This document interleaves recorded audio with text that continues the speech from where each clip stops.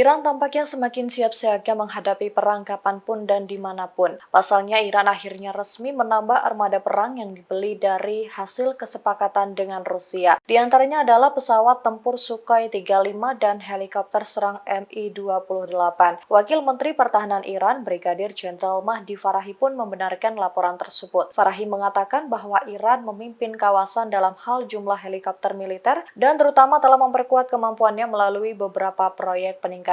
Meski tidak mengungkap jumlah pastinya, namun diperkirakan mereka akan menerima 24 jet tempur Su-35 Flanker dari Moskow. Pembelian Su-35 dan pesawat militer canggih Rusia lainnya ini merupakan peluang bagi Iran untuk meningkatkan superioritas udaranya khususnya di Teluk Persia, terlebih di tengah konflik yang memanas yang berada di Timur Tengah. Kesepakatan itu juga menandakan hubungan antara Iran dan Rusia memang sangat dekat. Hal ini juga ditandai dengan akuisisi drone Iran oleh Rusia selama konflik Ukraina pada tahun 2022.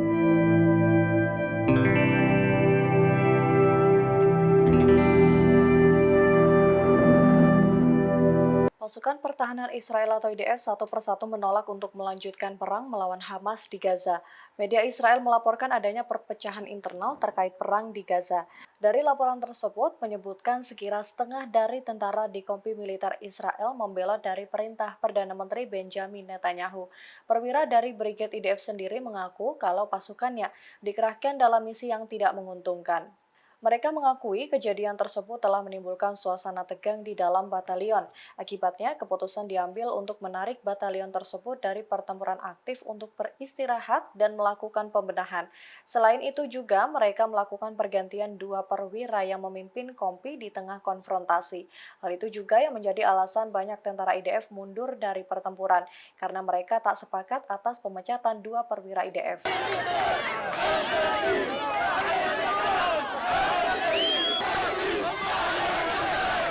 Untuk pertama kalinya, pasukan Saraya Al-Quds atau PIG dan Brigade Al-Qassam muncul bersamaan dalam momen pembebasan sandera gelombang kelima pada Selasa 28 November malam.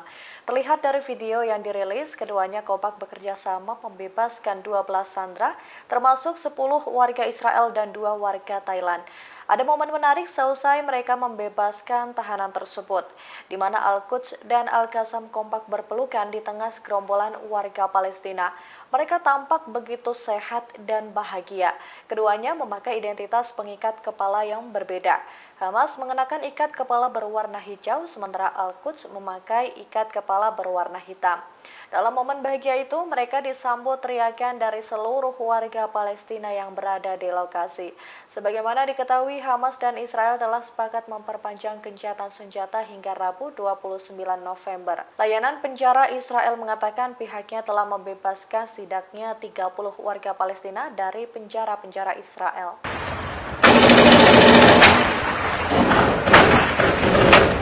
Pasukan pendudukan Israel dan pejuang perlawanan terlibat pertempuran sengit di tengah gencatan senjata dan pertukaran sandera pada Selasa 28 November malam.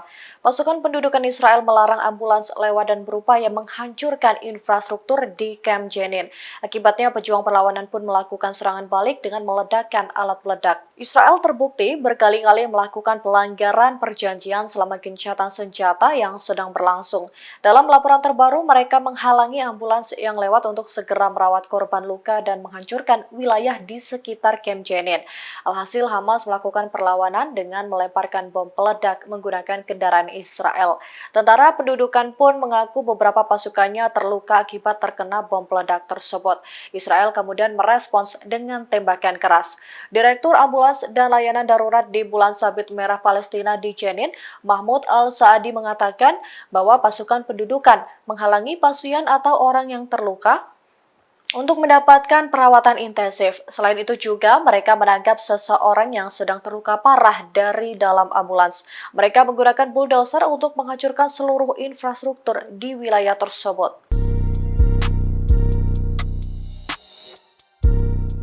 Pasukan Houthi Yaman sudah bergerak mendekati perbatasan Israel. Setidaknya diperkirakan ada 10.000 tentara yang diterjunkan ke medan perang sebagai bentuk solidaritas terhadap Palestina. Houthi pun meminta izin kepada Arab Saudi agar tentaranya bisa lewat dan pergi ke Israel. Ratusan bahkan ribuan pasukan Houthi melakukan invasi besar-besaran untuk melawan Israel. Mereka berencana bergerak sejauh 1.600 km dan menyerbu perbatasan Israel. Lebih dari 10.000 tentara Yaman itu berbaris di sepanjang perbatasan utara Yaman sebagai bentuk solidaritas terhadap Palestina.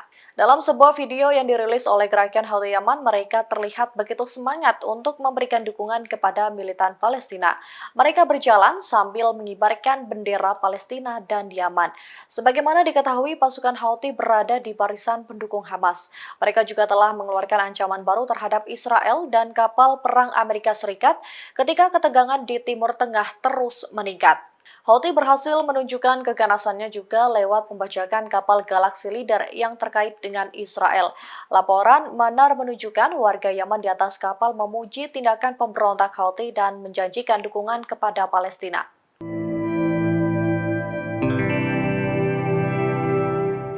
Tentara Israel bak membangunkan macan yang sedang tertidur. Mereka meluncurkan serangan ke wilayah pinggiran kota Lebanon pada Selasa 28 November. Padahal kelompok perlawanan Islam Lebanon Hizbullah telah menghentikan serangannya ke Israel sejak terjadinya gencatan senjata. Media Lebanon melaporkan bahwa serangan Israel menghantam pinggiran sebuah kota di Lebanon Selatan. Serangan itu terjadi setelah gencatan senjata sementara antara kelompok Palestina Hamas dan Israel diperpanjang selama 2 hari. Namun juru bicara Israel membantah adanya serangan itu. Ia menyebut tidak mengetahui adanya serangan yang menghantam Lebanon Selatan. Padahal jelas sebuah asap hitam membumbung tinggi ke atas setelah rudal Israel menghantam wilayah tersebut. Pasukan Hizbullah juga telah menghentikan serangannya terhadap Israel sejak gencatan senjata dimulai. Mereka turut mengikuti cara main Israel meski tidak terlibat dalam perjanjian. Pasukan di Lebanon, UNIFIL pun mengatakan pihaknya sedang menyelidiki laporan mengenai serangan tersebut. سيعمق حالة نشر الكراهية وعدم الاستقرار في العالم وهم هؤلاء الساسة Perlawanan Israel terhadap Hamas diklaim semakin gagal mencapai tujuannya di Gaza. Selama perang sejak 7 Oktober, Israel bahkan diprediksi belum bisa mencapai 80% wilayah di Gaza. Hal tersebut disampaikan oleh pemimpin Hamas Osama Hamdan dalam konferensi pers beberapa waktu lalu. Hamdan menekankan bahwa kerugian yang diderita pendudukan akan meningkat dalam beberapa hari mendatang jika mereka terus melakukan agresi terhadap jalur Gaza. Dia juga menegaskan bahwa kebohongan yang diungkap Israel soal korban pasukan yang tewas di medan perang pun menunjukkan kegagalan yang mereka capai, di mana jumlahnya jauh lebih banyak daripada yang diungkap di media. Dia juga menekankan bahwa ancaman para pemimpin pendudukan untuk melanjutkan perang di Gaza setelah gencatan tak berarti apa-apa. Hamdan menyebut perlawanan yang dilakukan Israel bahkan belum bisa mencapai 80% wilayah di Gaza. Tentara Israel bahkan terbukti takut berperang lagi di Gaza dan menentang perintah dari atasannya. Perpecahan internal Israel menunjukkan kekuatan mereka semakin melemah, sementara Hamas tetap bersatu melawan penjajahan di Gaza.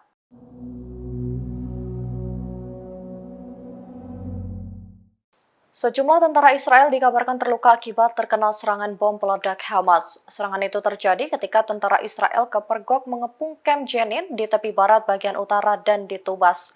Pasukan pendudukan Israel berniat untuk menyerang secara diam-diam di tengah gencatan yang sedang berlangsung.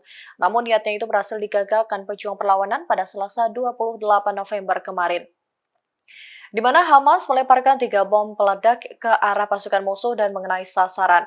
Beberapa tentara Israel dikabarkan terluka akibat serangan tersebut.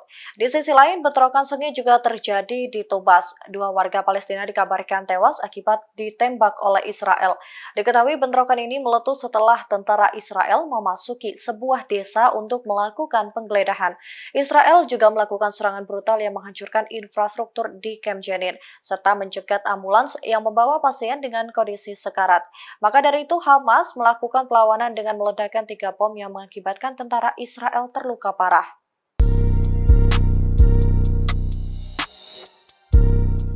Penampakan tank lapis baja Israel terlihat beroperasi di wilayah Gaza. Tank-tank Israel terbukti telah melanggar gencatan senjata yang sedang berlangsung.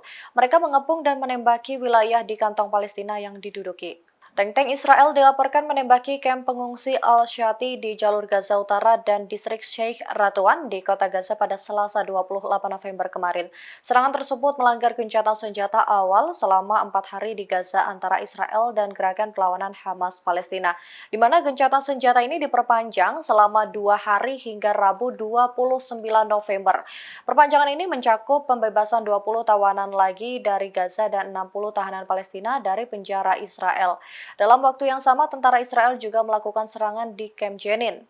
Mereka juga menghancurkan seluruh infrastruktur yang ada di wilayah tersebut, bahkan menculik pasien yang berada dalam ambulans yang sedang terluka parah. Dalam serangan kali ini, pejuang perlawanan melakukan balasan dengan melemparkan 3 bom peledak ke arah musuh. Alhasil, beberapa tentara dikabarkan terluka parah akibat serangan itu. Sejauh ini, Hamas telah membebaskan 69 tawanan termasuk 51 warga Israel dan 19 warga negara lain dengan imbalan pembebasan 150 warga Palestina dari penjara Israel. Sebagian besar mereka merupakan perempuan dan anak-anak yang berada di bawah umur. Israel akhirnya mengakui perlakuan baik pasukan Hamas terhadap warganya yang ditahan selama perang. Para sandera diberikan makanan dan obat-obatan rutin meski berada di dalam terowongan. Hal tersebut disampaikan oleh koresponden militer untuk Channel 13 Israel, Alon Ben David, pada Senin 27 November kemarin. David mengatakan dirinya telah berbicara kepada beberapa tawanan yang dibebaskan. Semuanya mengakui mendapatkan perlakuan yang baik dari Hamas. Mereka bahkan tidak mendapatkan kekerasan sama sekali dan malah diberikan makanan dan obat-obatan yang cukup. Kesaksian tersebut juga sejalan dengan pernyataan publik Yosefet Lifshitz yang berusia 85 tahun yang dibebaskan pada akhir Oktober lalu. Dia mengatakan kepada wartawan setelah dibebaskan bahwa Hamas merawat seluruh tahanan dan memastikan ketersediaan makanan tercukupi. Kesaksian ini berbanding terbalik dengan apa yang diberitakan pemerintah Israel di media. Mereka membuat propaganda buruk soal warganya yang disiksa selama ditahan Hamas. Namun hal tersebut tidak terbukti dan justru membuat